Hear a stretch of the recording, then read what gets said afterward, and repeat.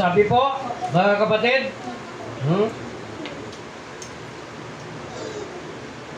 alalahanin din ninyo na ang Sodoma at Gomora at ang mga karatig lungsod ay nalulong sa kahalayan at di karaniwang pagnanasa ng laman, kaya't sila'y pinarusahan sa apoy na di namamatay bilang babala sa lahat. Ayun.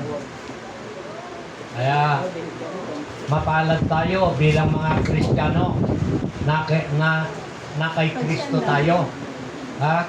Ang gagawin lang natin, patuloy lang natin paglilingkuran ng Panginoong Jesucristo kasama ng ating mga mahal sa buhay. Pag hindi natin kasama ang mahal sa buhay, malungkot po yan.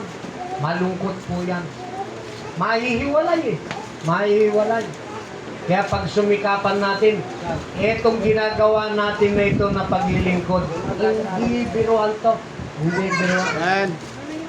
Hindi biruan. Kaya yung mga mahal nyo sa buhay, kailangan isama natin at tuloy-tuloy lang tayo na maglingkod sa Panginoon sapagkat ang mga nakay Kristo, mga born again, wala na sa kahatulan. Tayo po tayo, mga kapatid.